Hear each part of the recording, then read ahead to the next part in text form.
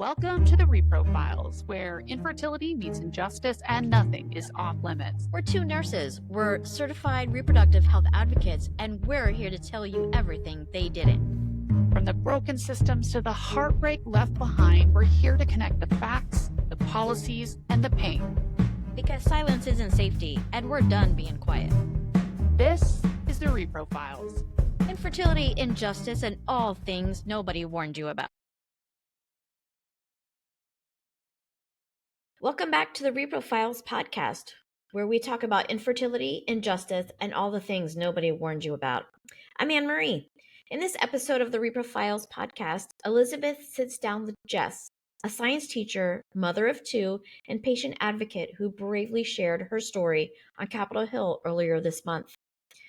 Jess opens up about her fertility journey with PCOS, the conservative measures she tried, the doctors that she saw, and the online voices she trusted along the way. Together, we unpack how misinformation spreads, particularly the dangerous claim that restorative reproductive medicine is an equivalent alternative to IVF.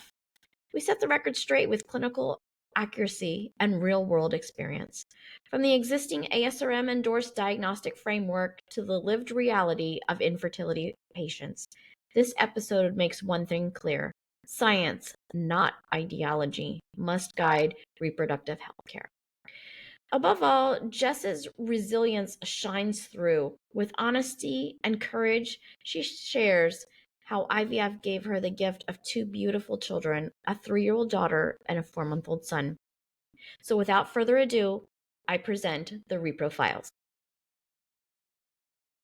Hello, everybody. This is very exciting. Welcome back to the Repro Files. I'm, of course, Elizabeth, one of the co-hosts, and I've had the pleasure to get to talk with a very special guest, Jess, who is a recent patient contributor at a Capitol Hill briefing where experts in our field of reproductive health, mental health, and health policy all came together to really talk about in open dialogue about the dangers of restorative reproductive medicine, or RRM. So, Jess, thank you so much for being here. I appreciate it so much. Can you tell our listeners a little bit about you and your fertility journey and sort of what brought you to that briefing? Sure. So, first of all, thank you so much for giving me the opportunity to share my story and tell you a little bit about how I ended up on Capitol Hill, which was this summer. I had the pleasure of meeting one of my aunt's friends who had the same reproductive endocrinologist that I have in Boston, except she had a baby from this reproductive endocrinologist and all of his wonderful work and help 24 years ago. So we figured out we had the same reproductive endocrinologist, so we wanted to meet up with each other. And I had the chance to meet her baby, who's now 24 years old and actually works for the American Society of Reproductive Medicine. So that's how I initially became connected. And I spoke about my story to her, and she started telling me a little bit more about what's happening, what this restorative reproductive medicine movement is all about. And that was that. And then about a month ago at this point, because I think we spoke like about 2 weeks ago. So about a month ago, she reached out to me and said, we're really looking for a patient advocate, somebody who could share their story. And because my story was so specific, because I have PCOS, she felt like what I could share could really make an impact for those who have their children from IVF and who would not be able to have their children had not IVF been an option and been on the table for them. Yeah. Wow. That must have been an incredible moment to meet up with somebody like her and to have had that story. You spoke on the panel.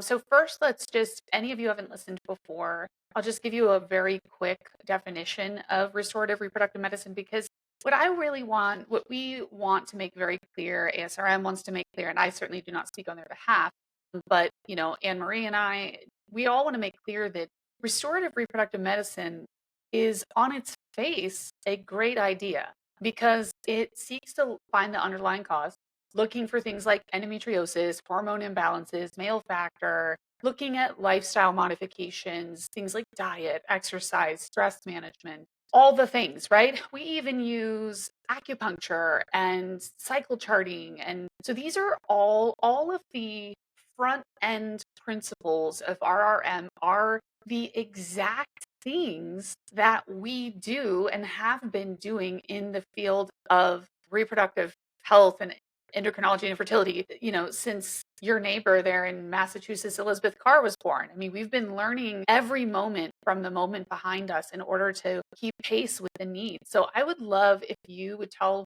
our listeners more about a lot of the conservative measures that you. So for me, everything started when I broke my femoral neck when I was about 28 years old. And I've been an athlete my entire life.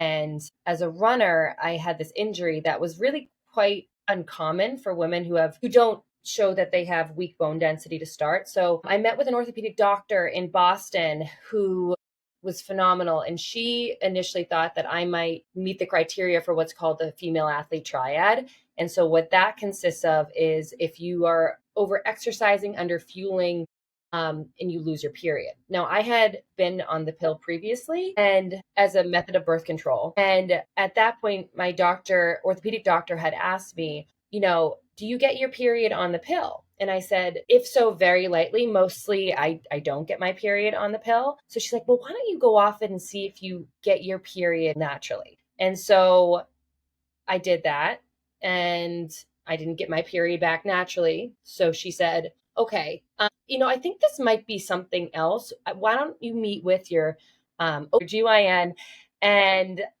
also, talk a little bit more about like why you might not have your cycle and do a little bit of investigating there. So when I met with my GYN, they acknowledged that I wasn't getting my period. Maybe I should do some blood work. So my blood work didn't show anything absolutely remarkable. And so they said, maybe you need a little bit more of specificity, somebody who's a little bit more specialized in this. And so they gave me a few names of reproductive endocrinologists in Boston that I could reach out to. And eventually I met with one reproductive endocrinologist out of Brigham and Women's who is just incredible. He's an amazing doctor. And at first, it was trying to figure out, do I not have my period because I have hypothalamic amenorrhea, or is it because of PCOS? So it was really we're not quite sure why you don't have this, but we're going to do a lot of diagnostic tests to figure out what's going on. So in other words, looking for a root cause. Right. Looking for a root cause. So it was presented to you early on, right up front. Like,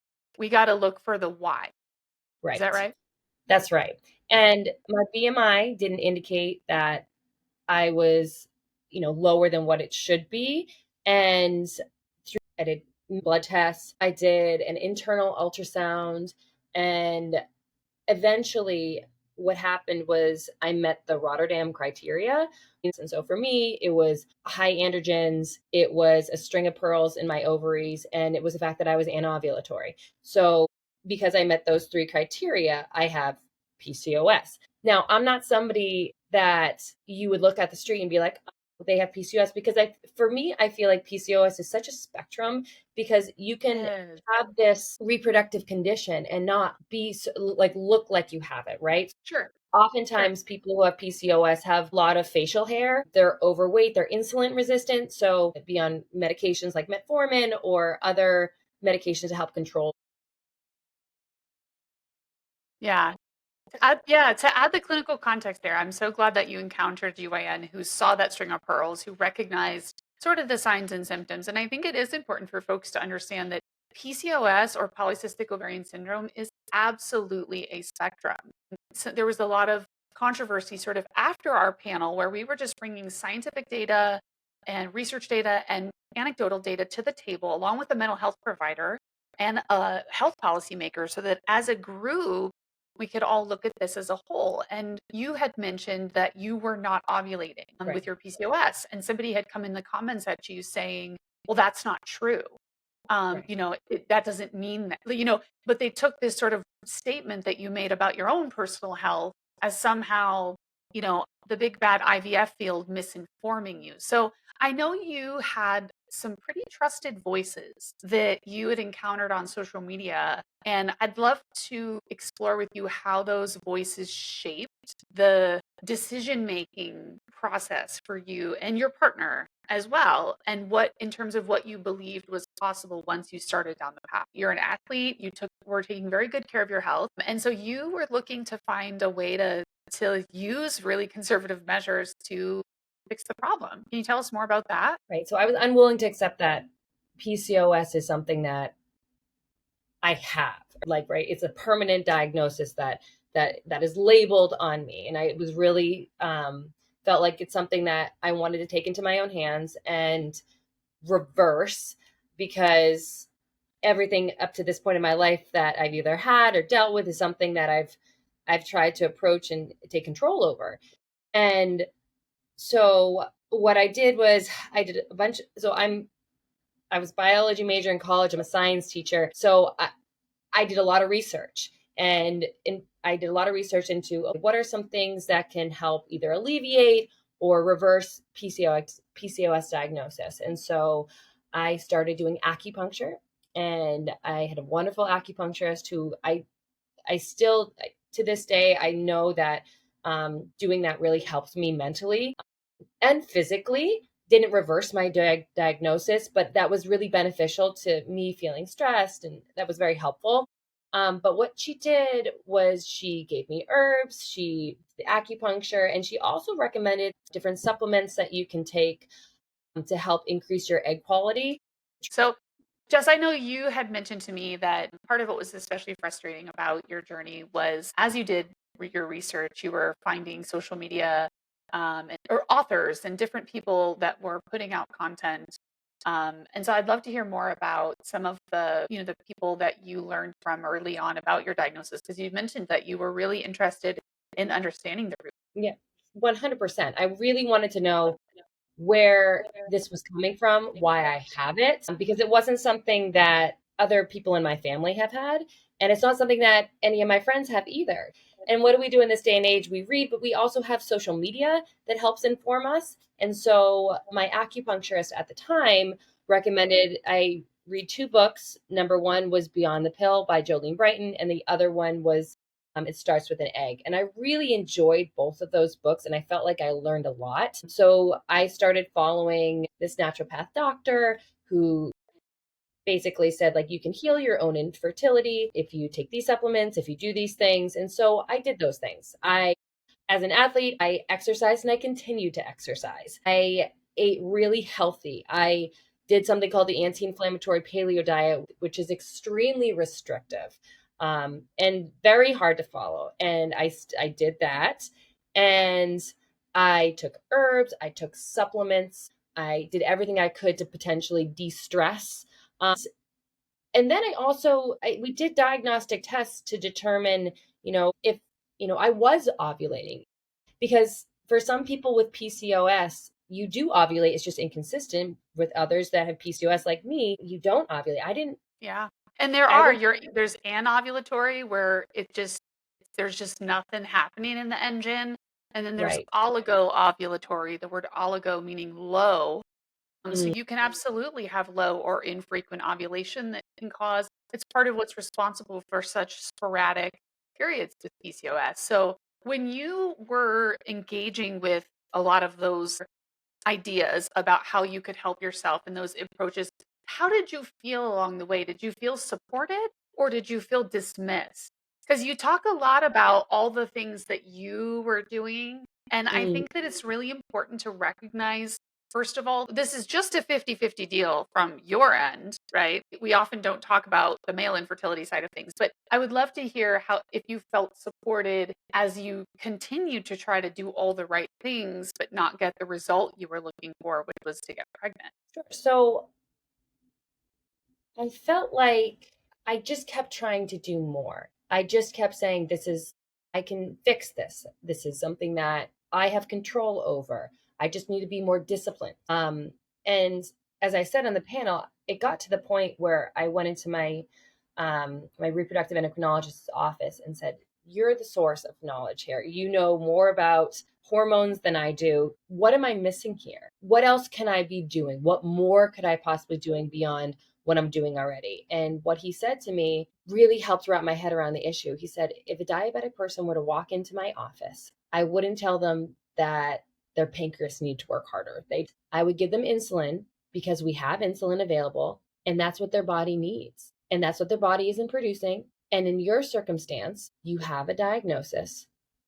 And then if your goal is to have a baby, we have medicine in order to help you do that. And so IVF wasn't the first thing that was on the table either, because I was young at that point. I was, 29 years old. There was time. My eggs are still young. It wasn't like I was at an advanced age and I was really desperate and wanted to have kids right away. I was still willing to explore other things that we could potentially do to induce ovulation. Yeah. And so that's when we started down the road of using a medicine called letrozole, which I think acts similar to Clomid. I think people are more familiar with Clomid, but it's a potential ovulation inducing medication that is indicated for people who have PCOS, something that, could potentially induce ovulation. It tries to drive the FSH levels in the pituitary gland up to try to jumpstart ovulation. So yeah, people are usually who've done any type of ovulation induction. And you mentioned too, to me, you had your hormones drawn at one point every day for 30 days. Can you say a little bit more about that? Sure. A lot of the RRM dialogue is about all the things that you are explaining that were a part of your journey. Right. So I would love to hear more about what that felt like. So we did letrozole. That didn't work.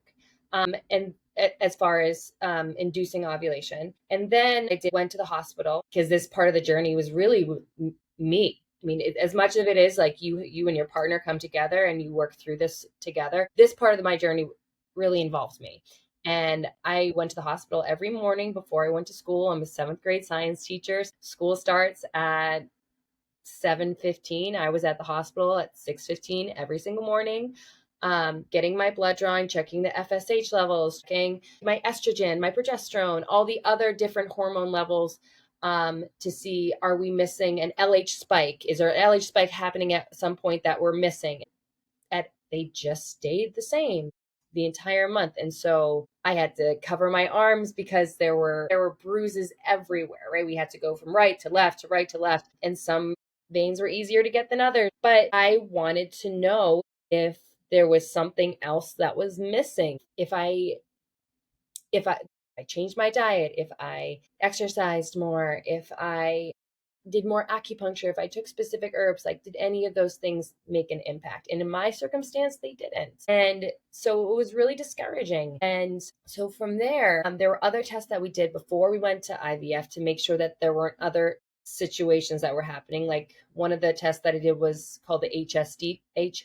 Well, it always impresses me about the fertility patient in general. It's just like, y'all just jump right in and you learn to talk the lingo because it's a lot. So HSG stands for hysterosalpingogram. And that's that old dye test that will check to see if those tubes are open. But continue. What other diagnostic tests did you have? So we did that. I did the internal ultrasound to assess my ovaries. I did a endometrial biopsy, hysteroscopy as well. So all of those tests were done before, because in my practice, and I don't know if this relates to insurance requiring that you do these tests before IVF is even considered, all those tests needed to be done. So we did all those tests, rather I did all those tests. And then after that, it was a conversation where we talked about IUI. And for us, because I wasn't ovulating, getting sperm into my uterus wouldn't help, because if the sperm was going there, it wasn't going to be meeting an egg. So for us, we really had to do was get my eggs. And so that's what we did. And I underwent an egg retrieval. We got my eggs. And this is where, my partner comes in. And then my partner and we made embryos. And then that's our IVF story, right? That's how we decided to go down that road. IVF is never 100%. And we didn't even know at that point if we were going to be able to have children, because my reproductive endocrinologist gave us some statistics about even if the sperm and egg meets together and it's perfect, there's only a 30% success rate. So, and that seems so low, right? You want it to be higher. You want to have more of an assurance, but it's not. So even going through IVF, we weren't sure if we were going to be able to have kids, but it's because of it that we were able to have our children today. And it wasn't easy. It was like that whole journey, it's so emotionally and physically taxing, but in the end, I would do it again. If anybody were to ask me the question of like, oh, like, would you, like, knowing what it would take to get your kids here today, would you do it again? A million times over, because that's what gave me my miracles. And so that's kind of one of the most compelling parts of your testimony was how you see misinformation spreading online, particularly the villainizing of IVF and simultaneously promoting RRM as an equivalent alternative. I would love to hear what that looks like from your perspective and what it feels like from your perspective to see that. So I think what the difficult thing is that we all want to know why. We all want there to be this, like, here's why. Here's your answer why you have it. Here's how you can heal it. Like, I think people who have gone through IVF or people who promote IVF as a way of having children, like, they're not saying, and for me, like, I'm not saying that I don't want there to be an answer or a cure or research done. I desperately want that. And so I think what's happening is that it feels like this is like everything is mutually exclusive, right? It's either IVF or it's research. And it shouldn't be that way. That's not the real conversation that's happening. And the people who are in support of IVF like me, I am not somebody who's like, you know what? I'm not interested in finding out why. I'm not interested in supporting the research. I'm very much interested in doing all of that, but I don't think that should be at the cost of losing access to IVF. Yeah. Especially when you consider, and you mentioned, you had the benefit of time on your side when you started to discover all of this. I can recall a patient once that I had who had been a professional athlete, had seen herself as being somebody in pristine condition, and she did not know that age was essentially the biggest factor. And so she's when I had to tell her, like, ma'am, you're 47, you know, but she didn't know. She didn't know how important time is. And I think that the time factor is what makes this particularly dangerous. Let's zoom out for a moment, though, from your seat.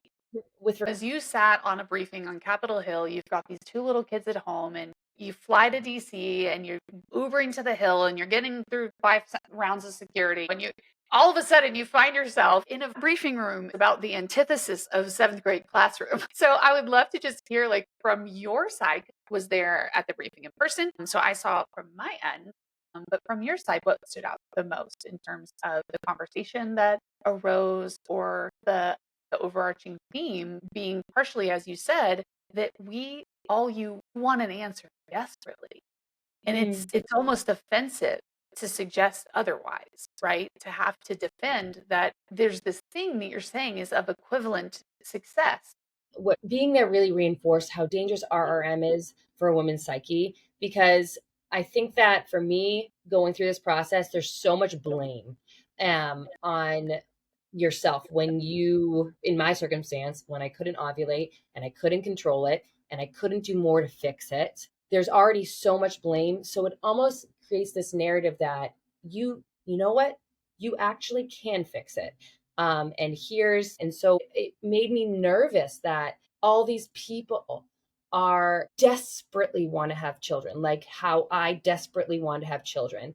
If you're so vulnerable, and I think it just reinforced it. Really, the general population is going to hear this and they're going to think that it's wonderful because it sounds wonderful. And unless you have this background information, unless you have a relationship with well-informed individuals and doctors who know otherwise and know what RRM is doing, you're going to fall into that trap of not seeing not seeing what the problem is. And I think that that's what really, it made me nervous. It made me nervous and it made me feel like I need to inform as many people as possible about this so that they aren't misinformed as well. And that's really, sorry, you go. No, I left the briefing with that same, obviously you hopped on a plane right after the ASRM briefing, but my colleagues and I went to the sort of counter briefing or whatever you want to call it. And yeah, there was this sort of air of, see, these women just persisted long enough, and there were, this is why, and at the end of the day, like, as you said, that wasn't going to be your story. So I guess I would say, let's end with this. What, seeing the danger in the misinformation, especially combined with the vulnerability of the patient population in question. You brought that up. I have had patients say the funniest things to me. Elizabeth, I would stand on my head for 2 weeks in Spain if I could get pregnant. Like, it's desperation. And so when you combine misinformation with desperation, that can be pretty scary. So what message do you want patients and policymakers and the public to take away from your story? One. Take your time. The message that I want patients and policymakers to take away from my story. I think you need to have conviction. Conviction in your story. For me, because even when I saw all that hate on social media that was like, oh, she's just some poor misinformed woman. That's what one of the comments said.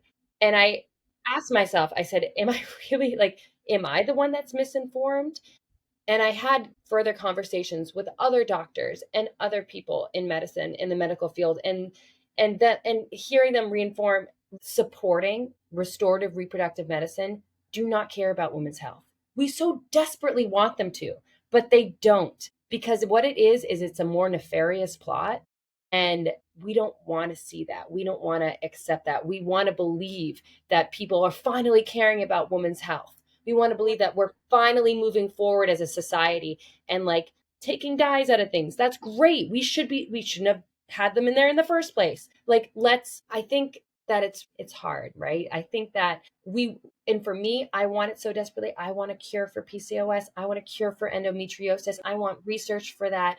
I think we need to inform ourselves and understand, like, where is this coming from? Where is RRM coming from? Who are the people that are supporting it? Who are the people that are funding it and backing it? And having those conversations with as many people as possible so that people are informed and not misinformed. Yes. And that was very powerful. So the question I want to ask is, if RRM were presented as an alternative for those who do not ideologically believe in IVF.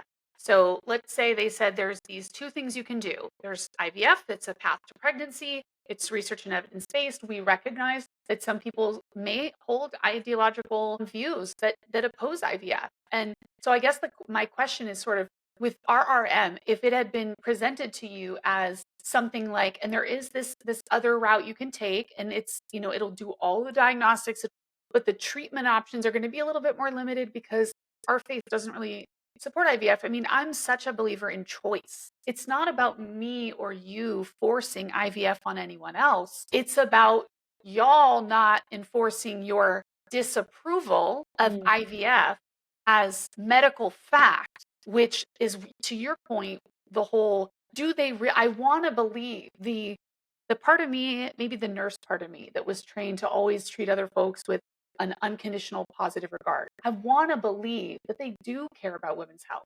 However, at the end of the day, there will be people, women, families who will not have children because of this. It's misinformation.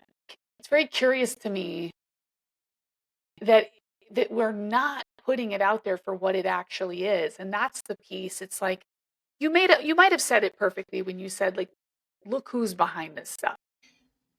I think the most important thing for me is that I question, did I do the right thing? Did I misspeak? Am I the misinformed woman? And then after having these conversations with all these other medical professionals, what I realize is, again, make no mistake, this is not about women's health. This is about control. This is about the organizations that are funding them and that are looking at embryos as having personhood and doing everything that they possibly can to try and eliminate that from existing. right? And so by eliminating that from existing, you're eliminating IVF. And therefore pretty much eliminating most LGBTQ families. I mean, Yes. think about all the LGBTQ families, but that's by design, right? As you said, there is more under the surface, and it's very unnerving to see things put forth as fact that are not facts. So Yes. just thank you so much. I was so impressed with you at the panel, and I'm even more impressed with you. And I'm so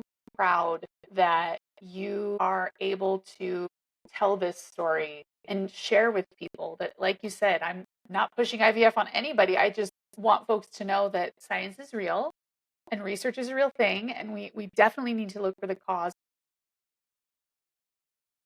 Thank you, Jess, for speaking on the Repro Files. Your story is so moving, and we want to bring to light all of these stories so that those going through the infertility process know that they are not alone.